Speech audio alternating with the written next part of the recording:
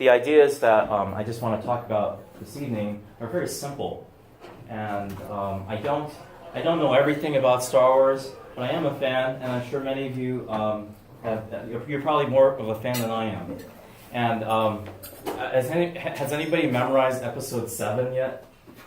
No, not yet. Okay, I'm sure in time we will memorize it. You will, and so hopefully, if you'd like to for this evening, feel free to interject some thoughts. And is there anybody here not familiar with Star Wars? Just kind of get an idea. Has anybody not seen the movie? Okay. Just my wife sometimes doesn't like science fiction movies, and I'm like sitting in a movie and she's asleep, and I'm watching the Star Wars. But it's fantasy. and so okay. So we're all familiar with the storyline, and the simplicity of the message this evening is this: is that Star Wars has similar themes to the story of salvation. And there's a particular scene in Return of the Jedi where C-3PO and R2-D2 and Han Solo and Leia are with the Ewoks. Okay, the Ewoks are like a little group of little dogs. I don't know what to try. Bears, sorry. Little bears, very, very cute little bears. And at one point, C-3PO is telling a story of how they got to Endor, the planet of Endor. And C-3PO eventually says the story. He's describing in very vivid terms, like, and he's talking Ewok, and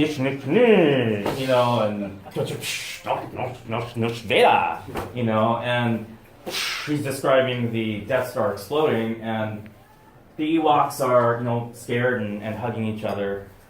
And what happens with this image of C-3PO telling the story, that is very relevant for us as well. Because at the end of that story, C-3PO says, "Wonderful, we are now part of the tribe." You remember that line? Wonderful, we are now part of the tribe. And because of that, he summarized basically the whole Star Wars storyline. That's what we are as Christians. We are wonderful. We are now part of the tribe. And so that's the first main overall point about the Star Wars universe. Secondly, this is more of a methods point. Forgive me for this. But if you look at the way Jesus proclaimed the gospel, proclaimed the kingdom of God, what did he do? He told stories, right? He told stories through parables. Okay, the kingdom of God is like. The kingdom of God is like. The kingdom of God is like this. In a similar way, when we talk about the faith with other people, we tell stories. And there's nothing like a story to evangelize or catechize somebody. So the approach of telling a story is a great way to incorporate your faith or share your faith with other people. Okay, there's that line from the Gospels. Jesus said, "Unless you become like this child, you will not enter the kingdom of heaven." Unless you become like this child, you will not enter the kingdom of heaven. Why is that important? Because as little children, as you know, in a way, they don't have the worries that we have, us grown-ups, as young adults, us, going through life. They don't have the same, bills to pay. They don't have the same stress. They don't have the same responsibilities that we have. A little child is what? A little child doesn't worry about all these things. A little child trusts in daddy or mommy. Okay? So unless you become like this child, you will not enter the kingdom of heaven. And in a way, we're not saying we have to be childish and immature. What we're saying is we have to be childlike. So that's one of the approaches to a story, is that we are being childlike when we look at Star Wars. Okay, so those 2 points. Wonderful, we are now part of the tribe, and also, unless you become like this child, you cannot enter the kingdom of heaven. And if we just look at the title of Star Wars itself, Star Wars, that already tells us as Christians what we're going through. We're going through spiritual warfare. That's what this is. I understand the last talk at Theology on Tap was covered deliverance and spiritual warfare.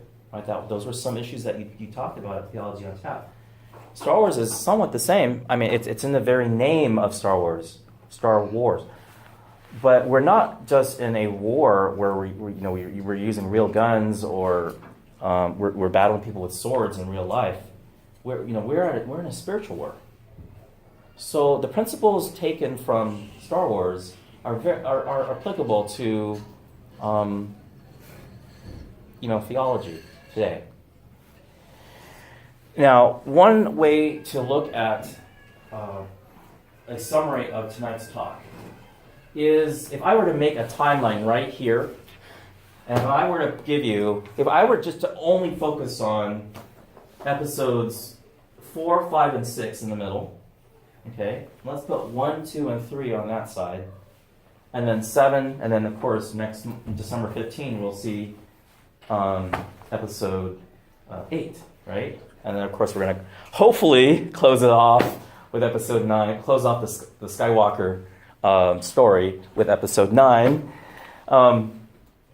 That is a great timeline of the history of salvation in a way. And when I talk about an analogy, an analogy is not exactly perfect. Okay? It doesn't always fit the bill. It doesn't always, the square doesn't always go in the circle.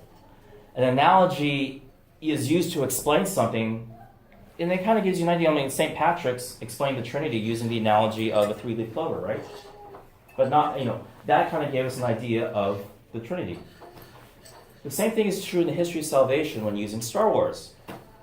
It's not a perfect analogy, but there are some principles that are applicable. And so what I'd like to do is there are 3 main points to my talk. 3 main points. The first main point is we'll cover episodes 4, 5, and 6. I'm actually going to start right there. We're going to treat episodes 4, 5, and 6 as kind of the launching point. I think one because of pedagogy, because that's how George Lucas started it. But on the other hand, there's a very important point I want to make about this. Okay, so A New Hope, Return of the Empire Strikes Back, and Return of the Jedi. That's going to be my launching point. That's the first main point. The second main point will then go back this way and focus on episodes 1, 2, and 3. So we'll look at The Phantom Menace, The Attack of the Clones, and Revenge of the Sith. So, and of course, we're all familiar with The Force Awakens with episode 7 over here. And of course, on December 15, we'll see episode 8. Okay? So again, the 3 main points of the talk are 1, 2, and then 3. And what I found here in preparing for this talk is that there were significant moments within each of the episodes that I found. I'm not going to talk about every little point in each episode. I'm only going to talk about maybe there's a battle scene. There's also a conversation or maybe a famous phrase. If something pops out during this time, please let's analyze that phrase. Okay? Try or try not, do or do not. There is no try. Okay, if that pops in your head, yell out and let's look at that. Okay, so it's not just me talking here. And so let's go to that first point. The overall thesis of this is that this is the history of Christian salvation. This is our story. And we need to know the story, otherwise we're just kind of lost. We're like leaves in the wind. We're not, there's no direction. We don't know where we came from, and we don't know where we're going. We don't know who we are now. So if we were to start with episode 4, 5, and 6, we all know, why did George Lucas start with, episode 4? He just started right smack dab in the middle of it. Well, that's outside the scope of tonight's talk, because that's more of a literature issue. But the fact that they call it A New Hope is relevant for us because when we look at the history of salvation, we're going to put Christ right smack dab in the middle of all history. He comes right at the center of this timeline. Okay? just like the Skywalkers just come smack dab in the middle of episodes 1 through 9. Okay? The whole galaxy in the Unity a long time ago in a galaxy far, far away, yeah, they're going off their merry way. They're just kind of living their life in the galaxy. The galaxy always was this, and the galaxy is always going to be like that until episodes 1 through 9 happen. And when episodes 1 through 9 happen, that changes the course of the entire galaxy. It's the same thing in history, human history. The Second Vatican Council, in one of its 16 documents called Gaudium et Spes, talked about this. It said Christ is the center of all history. And if we're not proclaiming Christ, we're just, we're not really acting as Christians. So here, this first main point is the message is just as the Skywalker family, or even Luke Skywalker in a sense, is arguably the center of this storyline, so too God becomes one of us. God becomes flesh. And so I'm going to, for the purposes of this talk, refer to Luke Skywalker as a type of a Christ figure. Okay, he's an analogy of Christ. Now, okay, so just kind of go with that image for the time being, because when A New Hope came out, when it first came out, I mean that was everybody's image. 1977. By the way, I have this very early image of being 12 years old, or 11, or however old I was. I was with my cousins, and we were sitting. The only scene I remember from Star Wars as a little kid in the theaters was when Darth Vader threw the Emperor off the cliff, and everybody went like this. Okay, and for some of that, the only thing I remember. That the whole episode 4, 5, and 6 is just kind of this one main focus on, say, the 4 Gospels. So if you were to take the Bible and lay out the Bible from beginning to end, what's at the beginning of the Bible? The book of Genesis. What's at the end of the Bible? The book of Revelation. Okay, so all of this is salvation history. We're focused right now in this first part right here in the Gospels, because this is where God saves the world. This is where Skywalker changes the dynamic of the whole universe in Star Wars. Of all the trillions and trillions of sentient beings that exist in the Star Wars universe, Skywalker's midichlorians, or his family lineage is going to change all that. So too, just like with Christ. Okay, so in A New Hope, there are a couple of, I'm only going to focus on maybe 2 or 3 points from A New Hope. And then feel free to think of some of the other images as well. I mean, we see this image of, a ship going to a planet and then dropping off 2 robots, and the robots are delivering a message to Princess Leia saying, "Help me, Obi-Wan Kenobi, you're my only hope." So, I mean, that message about hope is, that's what Christ brought to us when he became one of us. At the beginning of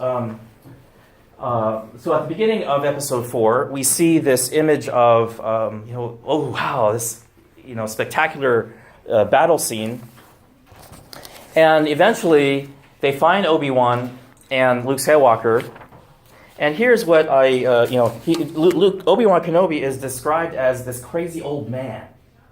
In a way, if you're a Christian right now, you're kind of like Obi-Wan Kenobi. You're a crazy old man. You're kind of like the hermit in the desert, because you're different.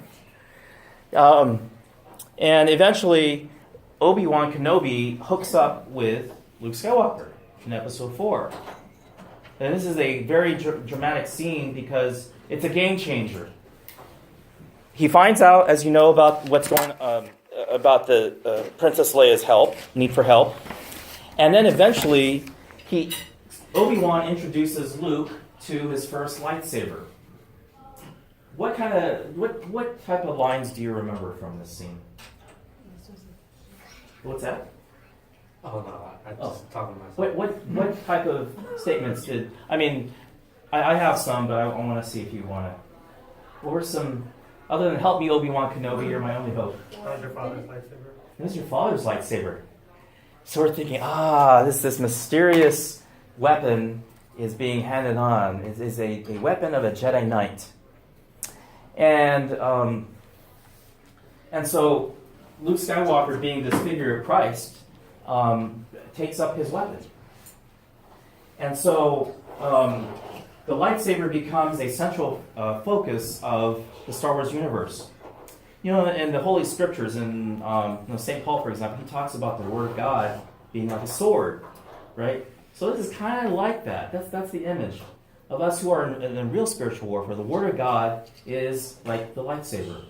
It's a sword to defend and attack. It's a two-edged sword that pierces to the heart.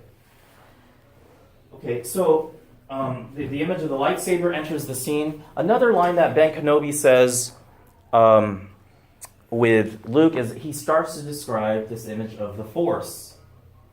What is this mysterious thing in the cosmos that is so different when using this weapon? Obi-Wan says the Force surrounds us, binds us, penetrates us, binds the galaxy together. And so we as viewers are just amazed by this. What's this image of the Force? As you know, they come across Han Solo, and in a certain sense, we're kind of in that Luke Skywalker figure, aren't we, in our lives? Yeah? Okay, because Luke was he just kind of didn't care about things, right? He wanted to be a pilot. He wanted to go to the Imperial Academy. Didn't really care about what was happening.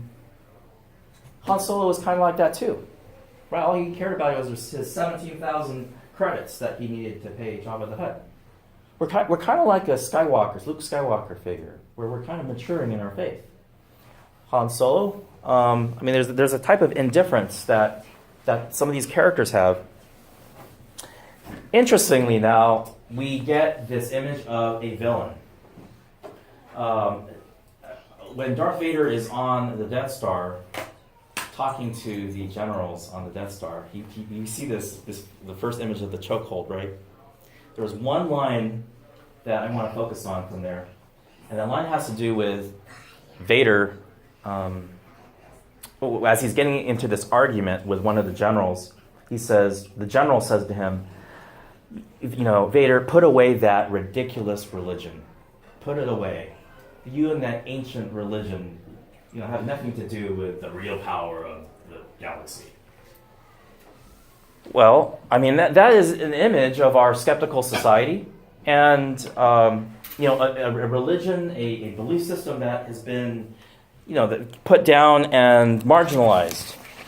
And so we're in the mix of the characters. We are in the mix of Han Solo. We're in the mix of the droids. We are in the mix of Luke Skywalker and Darth Vader.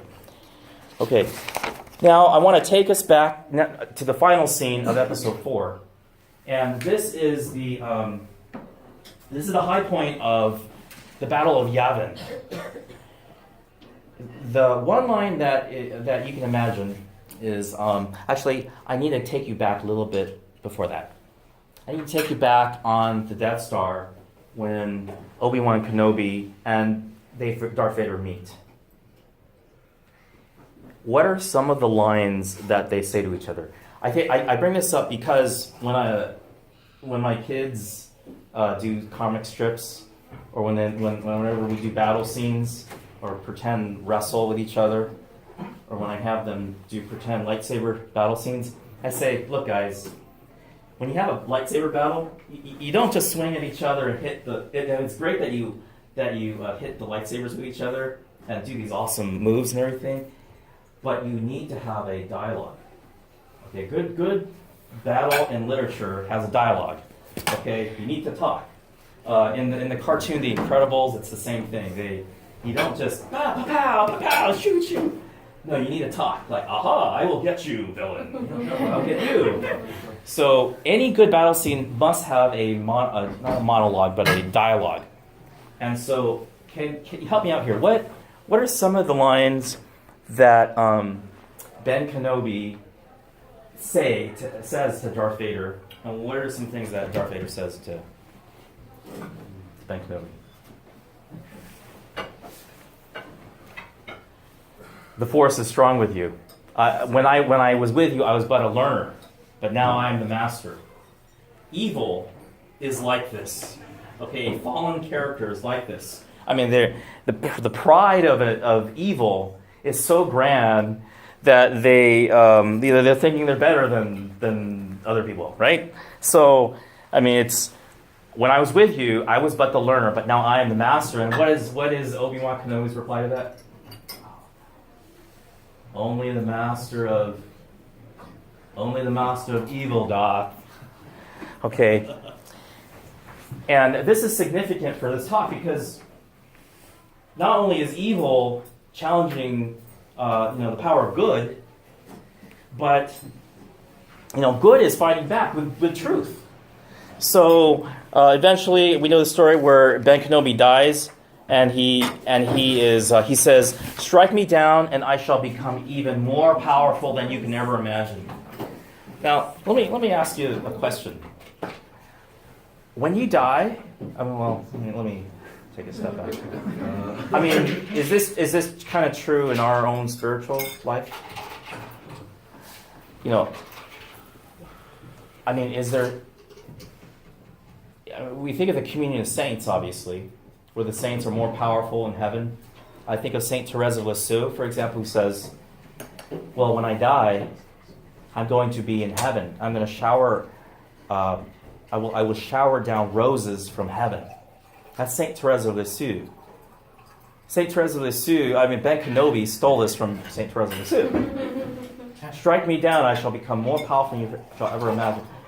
The reason for this is because that's there's the primacy of the spiritual over the material order. Okay, and so those areas of love that you have, that is more powerful in your own lives than you can ever imagine.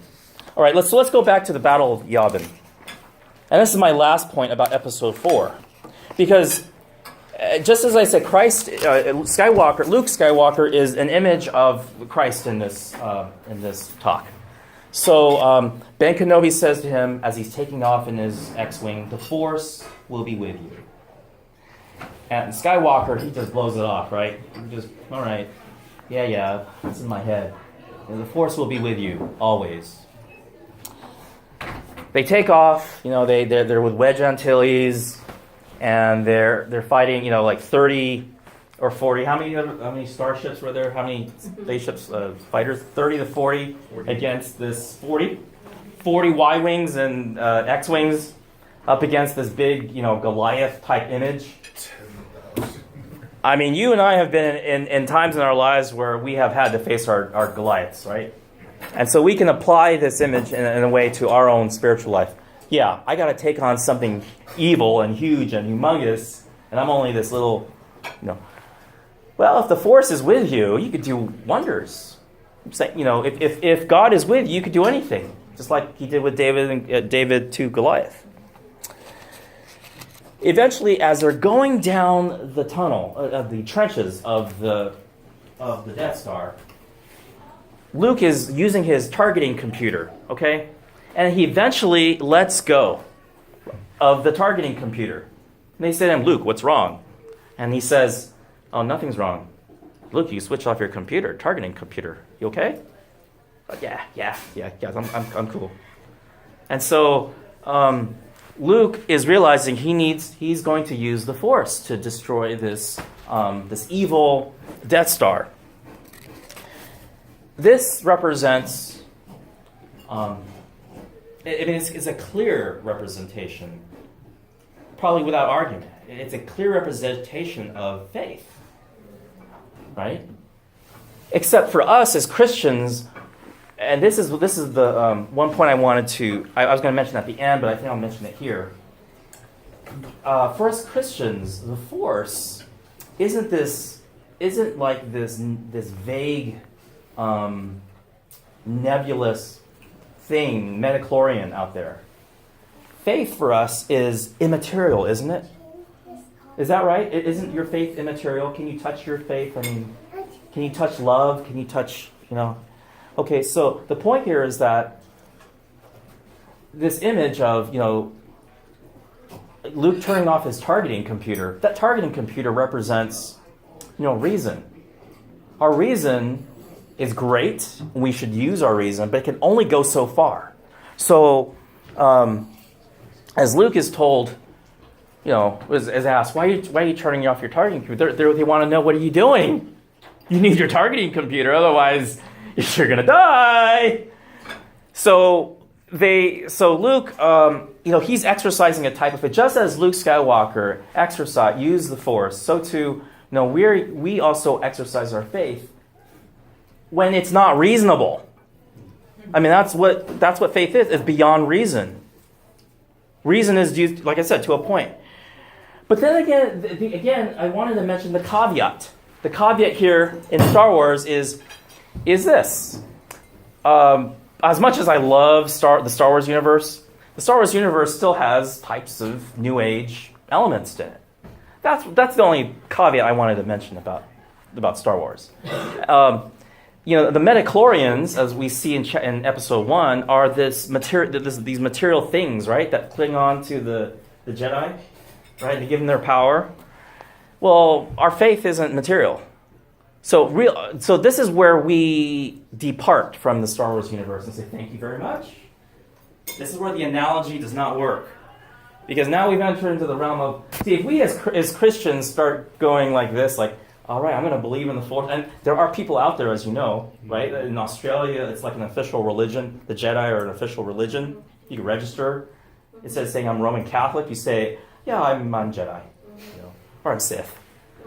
And it's like, what the heck are you doing? It's just a movie. See, that's where it takes it too far. Like, okay, I'm going to use the Force. I have a friend. Should I embarrass him? Yeah, Sean's saying I should. One of my friends is John Biaskin. He was one of my students at St. Pat's. Sometimes we would. Sorry, Jonathan. I know I'm recording this, but sometimes we would walk through the supermarkets. And there's the automatic door. Automatic door comes around, he'll do this. Wave his hand over the door and it'll open. And that's a cute, funny way of pretending we're using the Force, and we get a kick out of that, right? I do that too sometimes with my kids. Okay, but in real life, if I start saying, yeah, I believe in this midichlorian, material use of the Force, that I have some divine power that exudes from me. That's where we get into. That's where we need to be careful. And in fact, I know you've had some talks on deliverance ministry. Because it's kind of related to the occult, you could actually be opening a door to the demonic. You want to avoid that if it's cultic. So this is one of the things I'm trying to watch out for my kids. Yeah, we don't believe in that. It's just a story. That's what I'll tell the kids. It's just a story. We don't believe in it as Christians, but we just have fun with it. And so we don't believe in the Force in real life, but we believe in it as in literature. We use it in literature to enjoy the literature, right? So again, let me take you back into the X-Wing cockpit with Luke Skywalker. He's turning off his target computer, and eventually we know the story. He blows up the Death Star using the Force. And so, so for us who are Christians, us who are in Christ, we also exercise our faith. In other words, turn off your targeting computers. There are times when we need to do that. Okay? So we saw some of those themes in A New Hope. One of those being this introduction to what is the Force, and we also saw some caveats. Just be careful, with it. We use it for fun. One of the main points with Empire Strikes Back is this. Okay, as we jump from Episode 4 to Episode 5, evil doesn't sleep. We think the battle is over, but evil is going to raise its ugly head again in this life. We don't want to get into this once saved, always saved, which is a heresy, by the way. Like where we accept Jesus and then that's kind of it. Your Mother Teresa still could have gone to hell at the end of her life. Because so the battle rages on. Just like The Empire Strikes Back shows that evil just raises its ugly head. so too in our own life, in the reality of this world, it's not going to end until you die. And for us as the church, our victory as the church universal, as a body of Christ, the mystical body of Christ, our battle is not going to end until God's plan for salvation is fulfilled, until the Antichrist is defeated and somehow the gospel is proclaimed. Okay? We need to, the evil is not going to end until that is done, episode 9. I don't know. Hopefully they wrap it up in episode 9. I'm hoping they wrap it up. Like, oh my gosh, episode 10, please don't do that. Let's put closure on it, because evil's got to die. If evil is like this yin-yang thing, and this is not my, there are good elements out of Eastern religions. But if the Force is treated like this yin-yang thing where, well, we will always have evil and we'll always have good. Watch my finger. No. It's got to end somewhere. Good ultimately needs to conquer. If by episode 9, I'm watching this scene in the theaters and they're like, yeah, there's the gray side of the Force, or the dark side's going to continue, I'm going to be like, okay, I don't know, I got to rethink this. I'm 40 some years old. I'm going to, I don't know how much longer, I would love to see it go to episode whatever, but it's got to end. And that's the point here, that it's not just this, we will always have the light and we'll always have the darkness. The light is going to overcome the dark. There's got to be this final battle that eventually takes us. But see, Empire Strikes Back, because we all know that in episode 5, Empire Strikes Back, what happens? Evil wins by the end of that movie, right? By the end of the movie, Skywalker gets his hiney, handed to him on a platter, doesn't he? And his hand's cut off. But one of the moments of light that came out of Empire Strikes Back was our introduction to a character called Yoda. We all love Yoda. And of course, we're analyzing this in retrospect, where we know who Yoda is, and he's this great Jedi Knight, okay? But at the time, we didn't know that, right? I don't know your first time seeing Yoda taking his stick and hitting R2-D2 with it. No, give me that. What a whip. What a little bleeping bleep. So Yoda is you don't figure him this 2-foot guy as a great warrior. He's some of the lines that he says, and we can be here all night quoting Yoda. And come on in. We could be quoting. I could be quoting him all night, but let's just pick some of the lines, and feel free to pick some of your lines, and let's analyze it. He says, "Wars not make one great," right? His point was, what really makes one great? He mixes, the subject and predicate, right, as a symbol of. He just flips things around. Christ does that. He just flips things around. Do or do not, there is no try. Do or do not, there is no try. You're going to win it or not, not win it. Just do it, The scene with the cave where he puts Luke Skywalker into the cave with this imaginary figure of Darth Vader, right? Are there other lines that you want to bring up? Like I said, here's one that I want to bring up. As they're in Yoda's hut, and Skywalker is trying to discover who this guy is, Yoda eventually reveals himself as the great Jedi Knight that he's looking for. And Skywalker says, "Oh, I'm not afraid." Remember that line? "I am not afraid." My cousins and I used to repeat that. That's why I'm doing it. "I am not afraid." Yeah, I am not afraid. And then Yoda has this serious look. "You will be." "Oh, you will be." This is this theme about fear in the Christian life is something that Saint John Paul the Great has focused on. right? Do not be afraid is a motto of his pontificate, right? Do not be afraid. You will be. And Yoda is already instructing Skywalker. And he's skeptical that Skywalker is the one, right? We also find out in Empire Strikes Back that... Okay, so, you guys see the point there, right? That there are moments when we are going to be afraid in our Christian life, right? Fear. And fear is the opposite of trust in God. And in fact, if you're familiar with the Divine Mercy devotion with St. Faustina, this devotion, Jesus, as he's revealing himself, he's appearing to this nun in Poland, 1939, and he talks about fear. Trust is the opposite of fear. Trust is the opposite of fear. So whenever you say, Jesus, I trust you, you're making an act of faith. Okay, so in that devotion, when Jesus, again, appeared to Sister Faustina in 1939, and Sister Faustina gives us this devotion, do not be afraid. Jesus, I trust in you.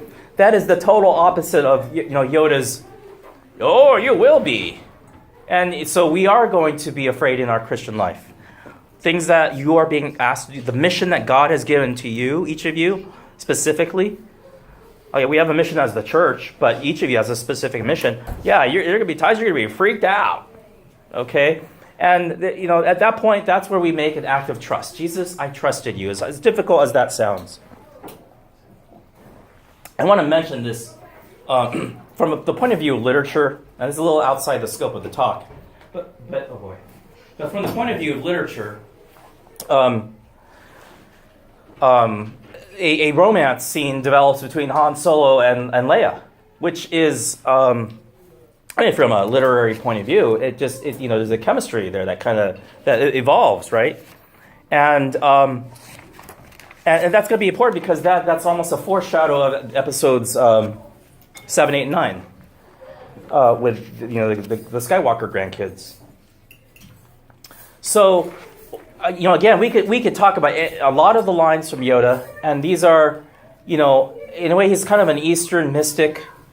And of course, as I've mentioned, we as Christians, there are kernels of truth in some Eastern religions, but we also need to be careful that we don't,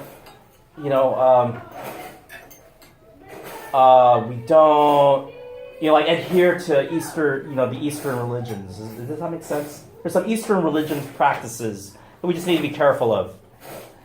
As I love Yoda and I love his wisdom, but there are times just as a caution. Now,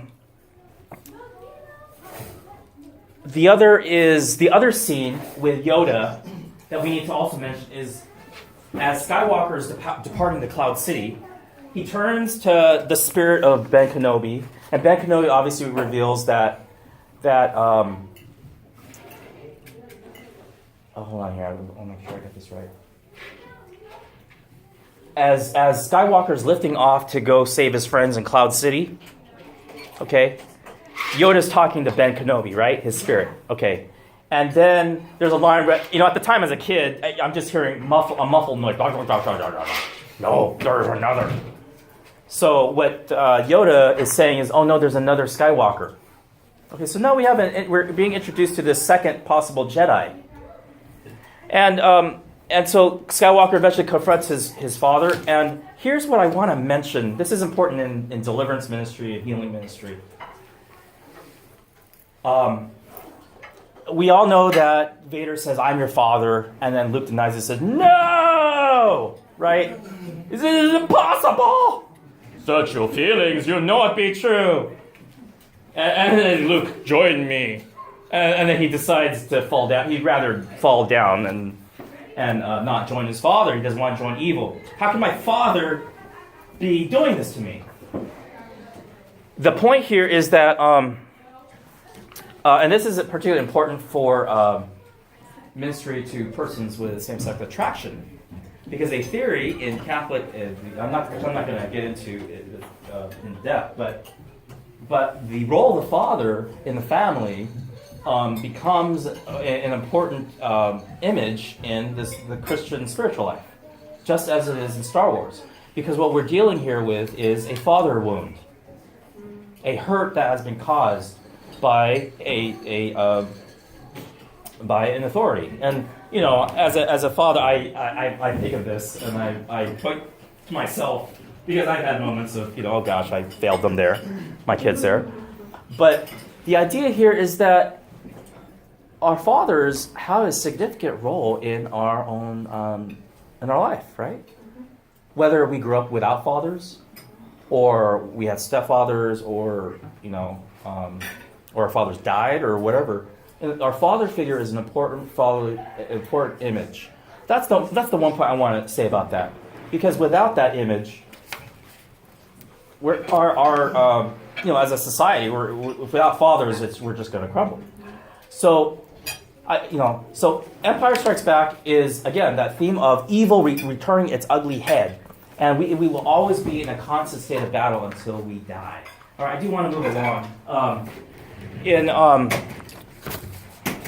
In Return of the Jedi,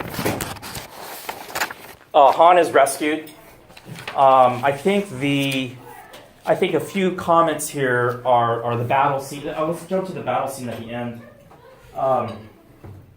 After the death of Yoda. So Yoda dies. There's one image as they're talking to each other, where Vader, where Yoda eventually reveals that Vader is his father. And so there's and then of course Yoda dies. He's like 800 years old. I mean, when 900 years old, you look as good, you will too, right? So he's 800, 900 years old. He dies. By the way, the other female Jedi that we see in episode 1 or episode 2 her name is Yaddle. She is another kick butt Jedi. She saves an entire planet when she dies. That's outside canon. Let's go. So eventually the spirit of Obi-Wan Kenobi tells Skywalker, yes, in a manner of speaking, your father died, but now he's back. He's back, baby, and he's and you got to kill him. By the way, you got to kill him. Yeah. Sorry about that. So he says, I can't kill my father. And eventually he leaves, and Yoda says, there's another Skywalker. All right? Eventually Luke discovers that Leia is his sister during at Endor. And they discover, as I described the talk, one of the things I said was the Ewoks. I mean, these are many of the characters I love from the Star Wars universe are people that are marginalized, unsung heroes, people that you don't think are heroes. Okay, R2-D2 is a hero. Admiral Akbar is a hero. I mean, because he was a slave before he became an admiral. He was a slave of the Empire, specialized in defensive strategy. The droids are discriminated against in the Star Wars universe. No droids are not welcome here. These marginalized figures are like the Ewoks. They are marginalized, insignificant in the eyes of the world, but really they are great figures. And you know what? I know there are some people like that here in this room. Okay? In the eyes of the world, you may not be treated as significant, but you are the heroes of the church. You are the heroes of the faith. In heaven, you're going to see this. Yeah, you're the ones that held it together. You were the salt of the earth. So, and that's all I want to say about the Ewoks. Except that time when the Ewok was going to get that against that ATST. Remember? He's taking his club. He's like beating the leg like this. Like he's going to take this mechanical thing down. I mean, what character decides to beat, this mechanized thing, of course, Chewbacca plays Tarzan, and they capture that device, that weapon. But what the final point I want to focus on here with Return of the Jedi is this: Anakin's conversion. That's a critical theme out of this talk. If you miss this point, I think I kind of screwed up the talk, because as Skywalker is saying, I cannot kill Vader. He's my father. There's good in you, Father. Remember, he's captured, and he's in his handcuffs. And Vader says, I will bring you to the Emperor because He will show you the true ways of the Force. Right? And he lights the lightsaber, and I thought he was going to chop off Skywalker's head at that point, but he doesn't. And Skywalker says, Father, there is good in you. I sense it. Come with me. That is a paradigm of Christian conversion. Without that, that is one of the main points out of the Star Wars universe. The fact that somebody that has fallen to the dark side like Anakin Skywalker did can repent and change even at the end of his life. There's good in you, Father. I've seen it. I felt it. And of course, as he's dying because of the Emperor, good, now turn to the dark side. And the Emperor starts doing his Force lightning, and he's starting to kill off Luke Skywalker very slowly. This is where, the scene that I remember as a kid. Because, as you know, Vader's just looking at this. He's just watching the Emperor. And now you are young fool. Only now, at the end, do you understand? Is this my water, by the way? No. Oh, yeah. Is this it? Only now at the end do you understand, young fool. And now you will die. And right when the Emperor's about to kill him, Vader picks up the Emperor, throws him over the bridge, and he dies. The Emperor dies. And of course, in that process, Anakin Skywalker redeems himself, and he is converted back to the good side of the Force, even at the end of his life. So if we know, in our own lives, like I said, it ain't gonna be over until you dead. Okay, it's not gonna be over until we're 6 feet under, or cremated, or however our Lord has a death plan for us. It's not going to be over until heaven. You cannot sin in heaven. You cannot sin in the afterlife. Okay? Conversion. That wraps up the first point. I think what I'll do is I'm just going to say a few things about my second main point in the interest of time. And then, what I wanted to do with episodes 7 and 8, I actually transcribed the trailer. I want to take a few lines. When Luke Skywalker, for example, says, I saw it then. It didn't scare me then. It scares me now. And I'm like, you're like this freaking great Jedi Master and you're afraid? Yeah, he was afraid. And so what I want to do is I want to take the lines, some of the lines from the trailers, and mention a couple of final concluding points. Okay? So that wraps up my first point. Episodes 4, 5, and 6 is the battle. It's the Gospels. It's Christ coming in to kick butt and save the universe. Okay. Now, so as we transition to the second main point with episodes 1, 2, and 3, and I probably won't go to each of the episodes, but what we see here is the beginning of creation. We see here the book of Genesis, where they were created originally to be good. Original justice before original sin. Anakin Skywalker is a 10-year-old boy. He was just this pure innocent kid, right? Loved to create things, invented C-3PO, loved to pod race.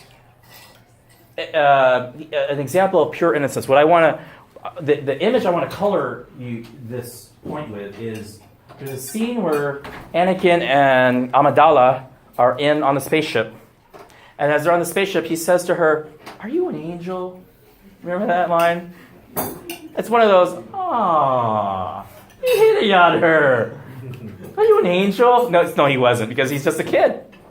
And then he takes his, what that little medallion, or what was that he gave her?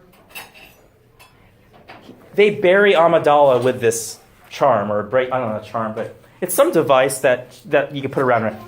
So Anakin gives that to her, okay? And, that's a sample of our first parents in a way. The innocence of our first parents. But, just as episode 1, I'm going to walk over here, just as episode 1 is called what? the Phantom Menace, right? It wasn't all fun and innocence at the beginning. It was about a menacing, shadowy threat to the universe. The Phantom Menace. And as we saw in the poster advertising Star Wars Episode 1, you see Anakin, the 10-year-old Anakin Skywalker, looking down on the ground in his shadow. And what do you see in the background? In the shadow?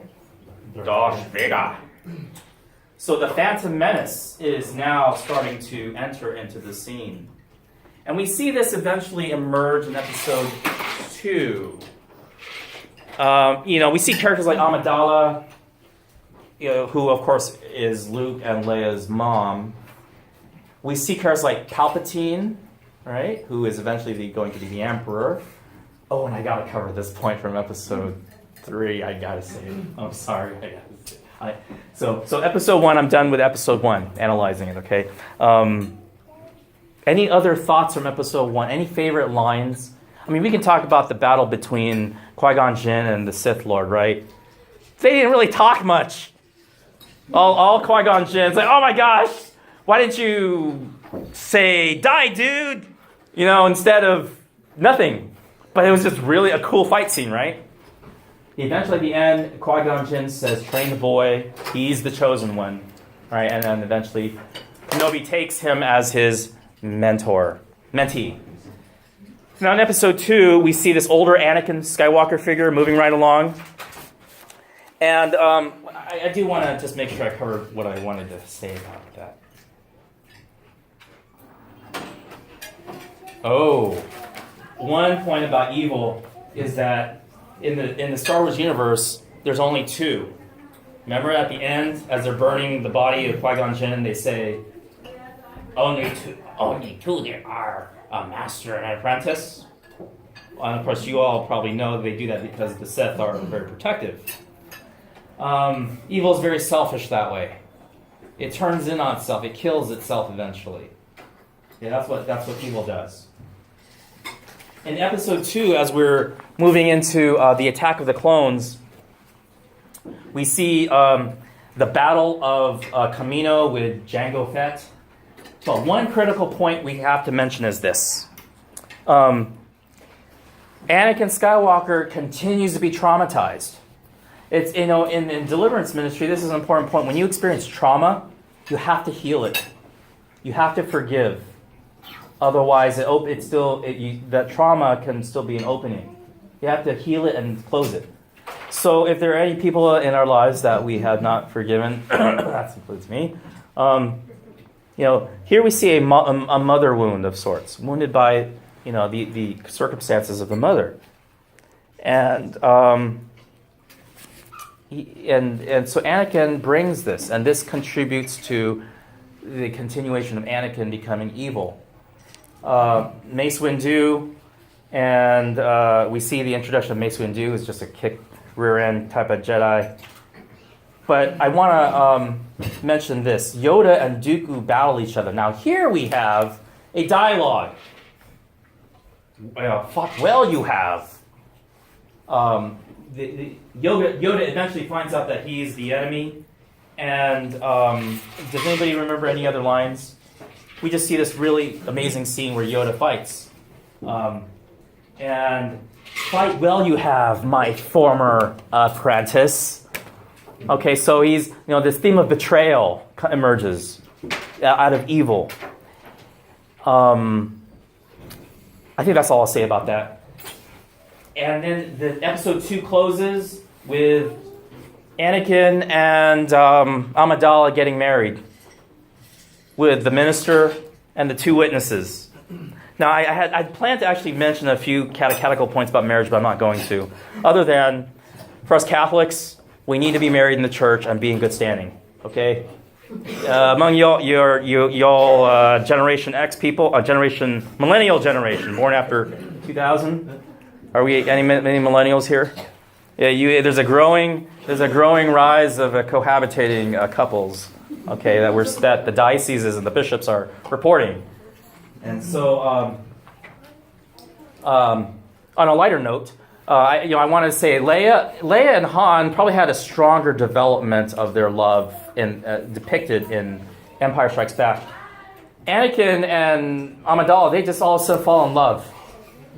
She says to him, "I love you." I'm like, where did that come from? You have to build on that a little bit, please. And that's just a literature point, not a theological point. But they eventually marry. There are two witnesses, C-3PO and R2-D2. Okay, and then the minister. And they meet in secret. That, by the way, in the Catholic Church is a valid marriage because you just need the minister, the church's minister, and then two witnesses. Okay, so Anakin impregnates Amidala. I'm glad they got married for that. And they develop this. Then she's pregnant with twins, right? And eventually, okay, let me read my notes here. The Jedi, we see a bunch of Jedi dying. One of my favorite scenes, I have to say this, is when Mace Windu is going to arrest the Emperor. And he's like, no, he does the circle thing like this and kills 4 Jedi in one swoop. But that battle scene is reflective of this. There's a couple of points in that talk, in that battle scene that are important for this talk. One of the things is Emperor Palpatine's deception. He says, no. Do you remember that line? No, you are the... he's confusing Anakin. And we see Anakin... evolve into this. We see here from a literary point of view, and even a theological point of view, somebody turning to the dark side already, right? So, in the battle between Mace Windu and the Emperor, they go against the window and they smash the window. And there's a line there when the Emperor said, he's deceiving Anakin, and then he says this. As Mace Windu is about to strike and kill the Emperor and end it once for all, Anakin says no, and he cuts off Mace Windu's arm. Do you remember that scene? And then the Emperor strikes, and he says, "Power! Unlimited power!" Do you remember that scene? Woo! That gave me goosebumps. And this is important because when we get to episode 7, there's a scene where they talk about raw, unlimited power. I'm sorry I'm loud. If you guys get a little excited here, I will tone down a bit. Just let them know that. I'll slip them a little extra 5% or something. Or you guys do it for me. No, okay. So, raw, unlimited power. And he's killing Mace Windu, right? That is like the scene from The Exorcist. It's just evil at its climax. It's just BAM! And so, eventually, Anakin kneels down and says, "Yes, I pledge my allegiance to you. Rise, Lord Vader." Becomes Vader at that point. I need to take you to the fight scene with between Kenobi and now Darth Vader. It's no longer Anakin. Because in that scene, he says, there's a line that struck me here. I don't know if you caught this. As Ben Kenobi is having this dialogue with Vader, he says, "You are talking in absolutes. Only the Sith talk in absolutes." And then he turns on his lightsaber. Okay? Well, this is kind of a reverse of moral theology in a way, because Christians talk in absolutes. The point I want to make about this is that we also talk in absolute. We believe in moral absolutes. Okay, and what that is, just be familiar with that word. If you don't know what that word is, ask somebody or look it up. Because the opposite of a moral absolute is relativism. Okay, and we believe, as Christians, believe that truth exists. All right, that's my one point I want to mention about that. Truth exists. There are moral. For example. We must always protect innocent human life. We always protect innocent human life. Okay. One may... Okay. So, moving on here. Eventually, we find out how Darth Vader came to be. And Vader finds out that Padme, at least he's told, Padme dies because of Vader's anger. Okay. We could probably spend all night talking about whether the emperor did that. He really killed. The emperor's just saying that, or if you follow me? Is the emperor like trying to trick him, or did he really kill? What do you think? That's for another time, I guess. The scene closes. Episode 3 closes with the hiding of the Christ child, or the hiding of the twins. Right? Leia is taken to help me. Where? Alderaan. And Luke is hidden on Tatooine. Okay, and in a sense, this is kind of like the images of the great figures of the Old Testament, like Moses, who was hidden in childbirth. And of course, Christ is hidden. And that leads us to episode 4. Now we're connected with episode 4. Okay, so that wraps the second point. And then the third point here is I don't know the movie well enough to analyze it, other than to say that, of course, the son of Solo, right? We know that that's Han Solo's son. That's presumably Leia's kid, right? I did not know this until I was preparing for this talk. Rey, who we don't know who she is yet, she's handed a lightsaber. She's told it called her. They actually, the official